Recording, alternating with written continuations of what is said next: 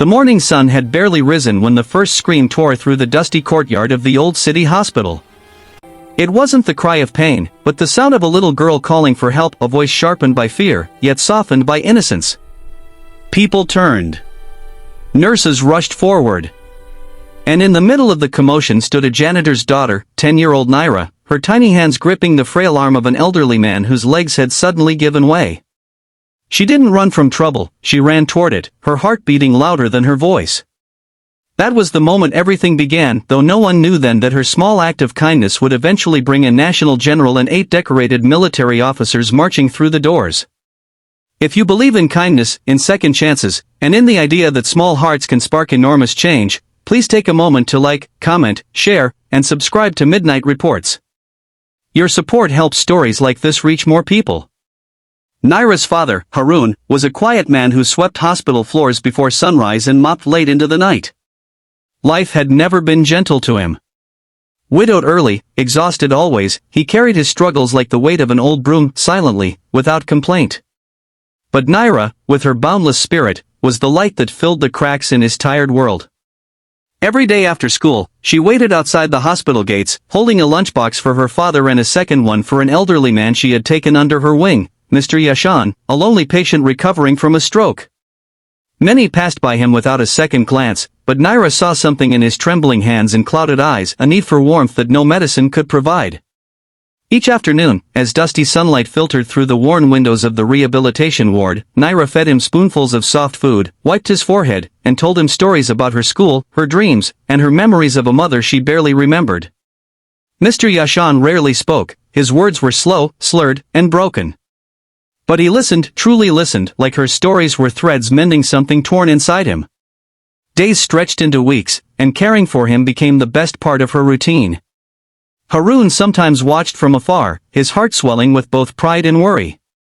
He wanted to give her the world, yet he could barely afford steady electricity at home. Their small rented room, with peeling blue walls and a single flickering fan, was where the father and daughter faced their hardships with quiet resilience. Naira did her homework by candlelight, and Harun patched her torn shoes with needle and thread. Yet despite everything they never lacked kindness. One evening, however, everything changed. Naira arrived at the hospital to find Mr. Yashan missing from his usual chair. Panic surged through her small chest like lightning. She searched every ward, every hallway, every bench outside. Her voice echoed across the tiles as she called for him. She found him collapsed behind the physiotherapy room, barely conscious, his breath shallow. She screamed for help until nurses rushed over. Her hands trembled as she held his, refusing to let go even as doctors wheeled him away. For the first time, she felt helpless, terrified that the man she cared for might slip away forever. The hospital admitted him to intensive care. Harun held his daughter close as she cried into his shirt, whispering that she had done everything she could. But Naira blamed herself. She believed that if she had arrived a little earlier, maybe she could have prevented it. She didn't know the truth, that Mr. Yashan had no family visiting him, no one checking in on him, no one but her.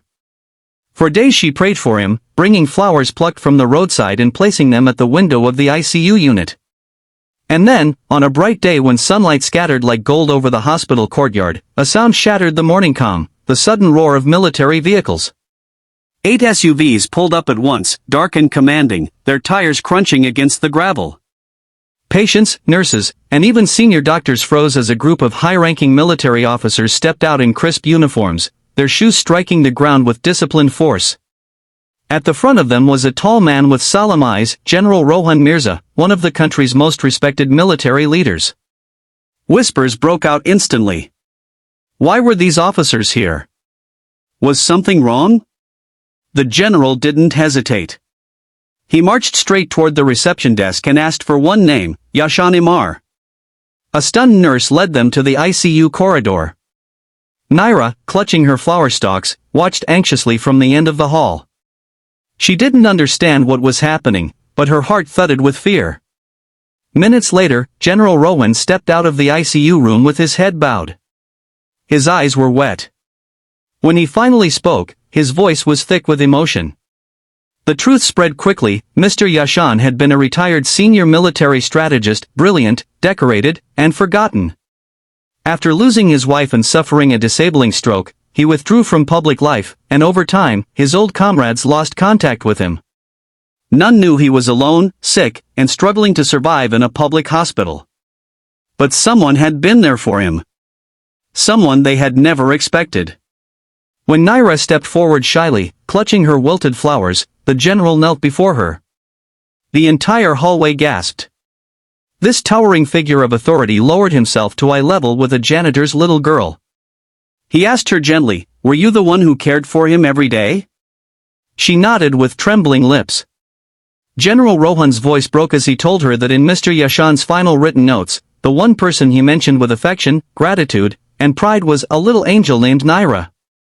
He had told the nurses too, just a day earlier, that she had brought him more peace than decades of medals and victories ever had. The general stood and addressed the stunned hospital staff. He declared that kindness shown to their soldier was a kindness shown to the nation.